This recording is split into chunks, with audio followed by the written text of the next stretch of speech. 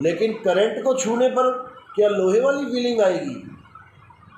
नहीं आएगी। जब आप करंट को छूओगे तब आपको एक ऐसा झटका लगेगा और आपके समझ में आएगा कि ये लोहा ऐसे ही नहीं घूम रहा है।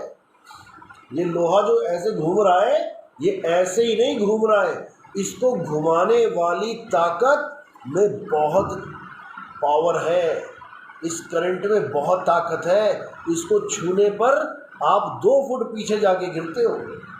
तो ये जो ताकत है, जो करंट है, वो इस लोहे को घुमा रहा है। इसी प्रकार इस लोहे को, यानी इस पंखे को, इस मिट्टी को जो जीवित करके रखा है जिसने, वो कितना पावरफुल होगा। जो इस मिट्टी को जिसने जीवित कर दिया, यानी इस नाशवान शरीर को, क्या हड्डी जीवित है? हड्डी को आप ऐसे रख दो निकाल के, स्केलेटन को चलेगा क्या? हमारे शरीर की हड्डियां निकाल के रख दो, चलेगा क्या? नहीं चलेगा। इसका पूरा खून निकाल के रख दो, चलेगा क्या?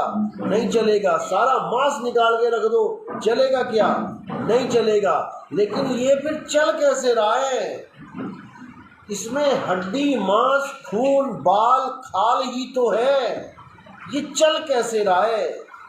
चल इसलिए रहा है क्योंकि इसमें भी कनेक्शन जुड़ा हुआ है।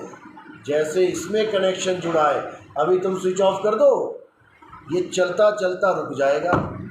ऐसे ही इस काया में भी एक स्विच लगा हुआ है, उसका बटन ऑन और ऑफ होता है।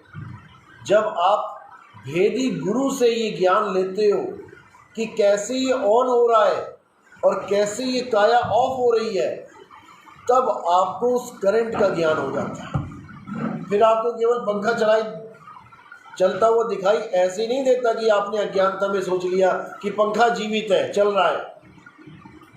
फिर आपको दोनों तत्वों का ज्ञान हो जाता है। एक तो तत्व लटका हुआ है और एक तत्व इसको चला रहा है।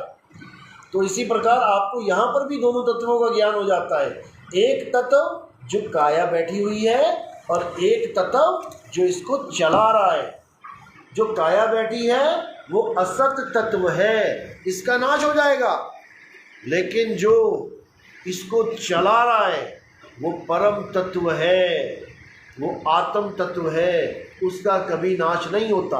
तो गीता में इस ज्ञान को प्राप्त करने के लिए कौन सा अध्याय बोला गया है? अध्याय में श्लोक, अध्याय 4 34वां श्लोक। उसमें क्या बताया गया? हे अर्जुन, जो ज्ञान मैं तुम्हें समझा रहा हूँ, आत्मज्ञान, इस ज्ञान को प्राप्त करने के लिए तुम किसी ऐसे गुरु की शरण में जाओ जिसने अपनी आत्मा को अनुभव किया है, यानी जिसने इस करंट को छुआ है। वही तुम्हें इसके बारे में बिल्कुल सही ज्ञान दे पाएगा। चल रहा ये एक ताकत के द्वारा चल रहा है जिसको आत्म कहते हैं, आत्मा कहते हैं। बिल्कुल सही ज्ञान दे पाएगा कि बेटा ये शरीर ऐसे ही नहीं चल रहा, ये एक ताकत के द्वारा चल रहा है जिसको आत्म कहते हैं, आत्मा कहते हैं। वो गुरु आपको आपकी आत्मा का ज्ञान कराएगा और आपको एक बार आत्म ज्ञान होने पर दोबारा कभी अज्ञानता में नहीं जाना पड़ेगा। यानी दोबारा आप अपने आप को कभी भी ये शरीर नहीं मानोगे, आप अपने आप को आत्मा जान लोगे। यानी करंट को हाथ लगाने के बाद कोई 100 बार आपको कहे कि पंखा ही करंट है, आप नहीं मानोगे। आपको दोनों तत्वों का ज्ञान हो जाएगा कि पंखा अलग है, करंट अलग है।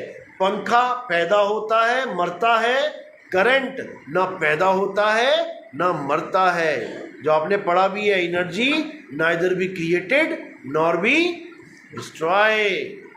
ये कभी ना पैदा होती है ना मरती है। उस आत्म तत्व को आप जान पाते हो।